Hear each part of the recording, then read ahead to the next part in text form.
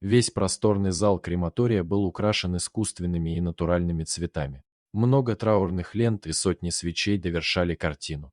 Вот-вот должно было состояться отпевание, и батюшка уже стоял рядом с 4 гробами, посматривая на часы. Сегодня усопшие были только православными, поэтому обряд был один на всех. Для этого отвели центральное помещение. Священник смотрел на лица родственников и друзей, которые собрались в зале. Многие тоже не могли дождаться, когда начнет церемония. Оставалось подождать, пока появится еще одна похоронная процессия. Батюшка перекрестился. Уж очень хотелось выругаться, так долго все ждали родственников последней усопшей. Наконец двери открылись, и внутрь зашла похоронная процессия. Все вздохнули с облегчением. Гроб поставили на постамент. В нем лежала молодая женщина. Родня заняла свое место в зале, и священник смог приступить к обряду. Отец Михаил все чаще ловил себя на том, что поглядывает в сторону скорбящих родственников. Уж очень молода и красива была покойная. Да и проводить ее в последний путь пришли лишь 3 человека. Выглядели они странно. Будто и не роднёй ей были, а так, незнакомцами. Первым был мужчина в дорогом на вид костюме. С ним сидели 2 женщины, тоже одетые с иголочки. Все были в черных нарядах, но при этом мало походили на скорбящих. Выглядели все трое уж очень похожими. Священник постарался не отвлекаться и, наконец, закончил службу. Теперь родные могли сказать последнее прощай. И вновь внимание собравшихся привлекли члены последней траурной процессии. Одна из женщин начала наклоняться к гробу, но внезапно вскрикнула и начала падать. Вторая успела быстро среагировать и не позволила ей удариться об пол. Откуда-то достала пузырек с нашатырным спиртом и подсунула ей под нос. Едва не упавшая женщина слабо подняла руку и указала на гроб. Еле слышным голосом она сказала, что покойная шевелится. Все вокруг начали шептаться. Кто-то закрывал телом гроб с умершим родственником, чтобы не позволить сумасшедшей приблизиться к нему. А отец Михаил завершал последние слова молитвы, с укором поглядывая на мужчину, пришедшего с последней процессией. Тот понял намек и начал оттаскивать женщин от гроба. Он обратился к упавшей в обморок незнакомке, назвав ее Альбиной Сергеевной. Попросил не закатывать истерику и не оскорблять память усопшей. Наконец она встала и отошла от постамента, прислушавшись к Андрею. Хотя минутой назад была готова поклясться чем угодно, что ей не показалось. Но раз так говорил муж погибшей хозяйки, у нее не было причин сомневаться. И вот начинался последний этап похорон. Гробы стали по очереди закручивать, отправляя на черную ленту в направлении печи крематория. Первый скрылся за занавесками. Родственники спешили уйти, чтобы скорее забыть кошмар, который им пришлось пережить. Прах выдавали лишь на следующий день. Наконец последний гроб поставили на длинную ленту, провожавшую тела в последний путь. И в зале больше никого не осталось. Только мужчина, который пришел с 2 женщинами. Владелец частного крематория был его другом, и он знал, как здесь все устроено. Сразу за дверью находился еще один зал. Туда отправляли гробы, и именно оттуда их перемещали к печи, расположенной в подвале. Если бы Светлана сегодня была единственной, кого должны были хоронить, Андрей не стал бы проверять, закончилось ли все. Но умерших было несколько, и он решил убедиться, что гроб дойдет до пункта назначения. Мужчина нащупал ручку, помня о том, где она располагается, и оказался в тесном зале. Гроб, в котором находилась Света, стоял последним, ожидая очереди. Андрей увидел 2 рабочих, которые переносили гробы в подвал. Он позвал их, не зная, с чего начать. Они смотрели на него в недоумении, ведь родные усопших обычно оставались в другом зале. Сюда никто не заходил, лишь позже приезжали забрать прах. Мужчина сказал, что мать его покойной супруги должна уехать сегодня ночью и хочет забрать прах дочери с собой. Спросил, смогут ли они это устроить.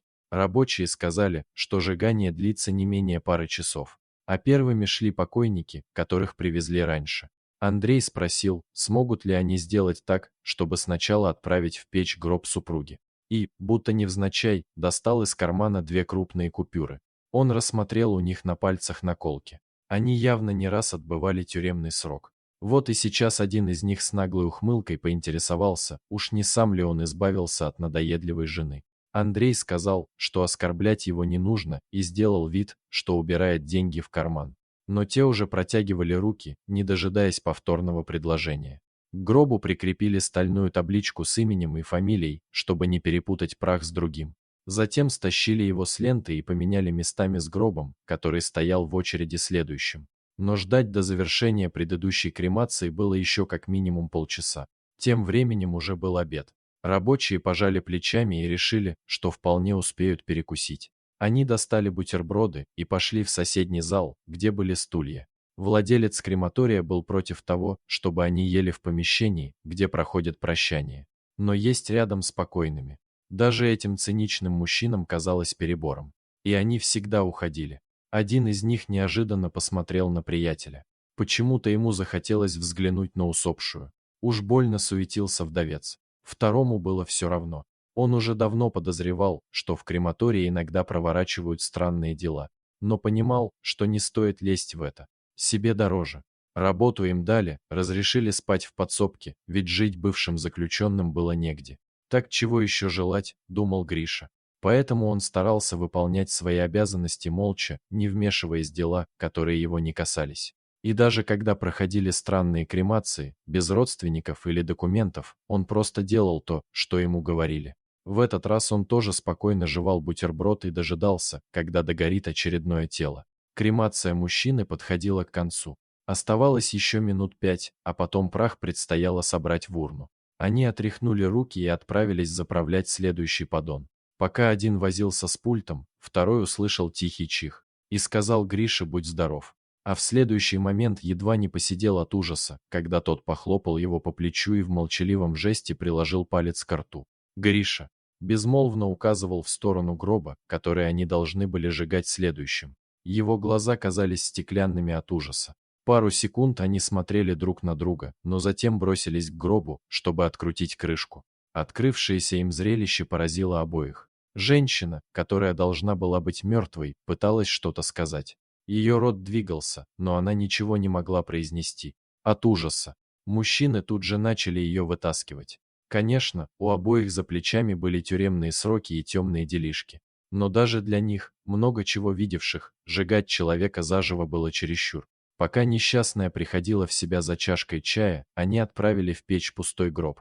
Когда женщине наконец полегчало, и она смогла говорить, то рассказала им интересную историю. Ее отец владел крупным бизнесом, который после его смерти перешел к ней по наследству. Накануне она приехала домой с работы раньше и застала мужа в постели с любовницей. Они начали выяснять отношения, и в этот момент Андрей ударил ее. Когда она падала, то задела головой каменную столешницу.